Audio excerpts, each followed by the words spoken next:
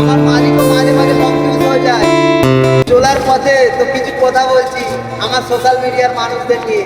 আমার ভিডিও অনেকে দেখে অনেকে বলে পাগল ছাগল অনেক রকম কথা বলে, কিন্তু আমি কারোর কথা নিয়ে চলি না। আমি আমার কথা নিয়ে চলি, আমার ভাবনা চিন্তা নিয়ে চলি। আমার মালিকও মাঝে মাঝে কনফিউজ হয়ে যায় যে গাড়ি চালায় কখন, ভিডিও করে কখন, কিভাবে চলে, এর ঘুম কিভাবে হয়। এটাই আমার জীবনে একটা জিনিস কি জানো তো, যারা যারা বড় হয়েছে তাদের কিন্তু বড় হওয়ার পিছনে অনেক কষ্ট আছে। আর সোশ্যাল মিডিয়ায় আমি যে কাজ করছি না, অ্যাকচুয়ালি কিন্তু যতই কাজ করি এই গাড়িটার প্রতি আমার কিন্তু ভালোবাসা আছে। তাই তো এই গাড়িটা নিয়ে সারা রাত সারা দিন কাটিয়ে দিই, কিন্তু আমার কিছু হয় না, কেননা আমার বাম্মার দোয়া আছে।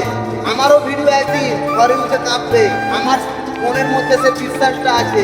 আর জীবনে কে কি ভাবলো এটা নিয়ে ভেবো না, তুমি তোমার লক্ষ্য নিয়ে চিন্তা নিয়ে আগিয়ে যাও। অনেকে অনেক রকম কথা বলবে। আর সোশ্যাল মিডিয়াটা যাই তাই জিনিস নয়, এখানে কাজ করতে গেলে সিস্টেমে কাজ করতে হবে, কিন্তু সিস্টেমে কাজ করতে হবে তার মাঝে কিন্তু এই গাড়িটার দায়িত্ব রাখতে হবে। কোটি টাকা সম্পত্তি মালিক আমার হাতে ছেড়েছে, মালিকের কিন্তু এমআই চলছে, তো তার মাঝে এই সোশ্যাল মিডিয়ায় টাইম দিই, প্লাস কিন্তু এই কর্মজীবনকে আমি এগিয়ে নিয়ে যাই। আমার ফ্যামিলির দায়িত্ব কিন্তু আমার এই মাথায় আছে। তো সব কিছু মাথায় নিয়ে না এই সোশ্যাল মিডিয়ার মধ্যে ভিডিও আপডেট দিই। আমাদের জীবনটা যারা যত সহজ ভাবে ততটা কিন্তু সহজ নয়, অনেক কষ্ট আছে, ফেটে যাবে। আমার জায়গায় বসে আমার মতন চলতে গেলে না ফেটে যাবে।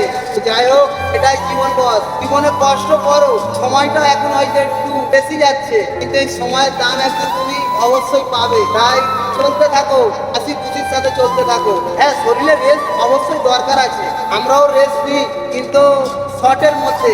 আর এটাই হলো আমাদের জীবন। চলো, দোয়া করবে, আর তোমাদের ভালোবাসায় একদিন ঠিক আগিয়ে যাবো। চলো, টাটা।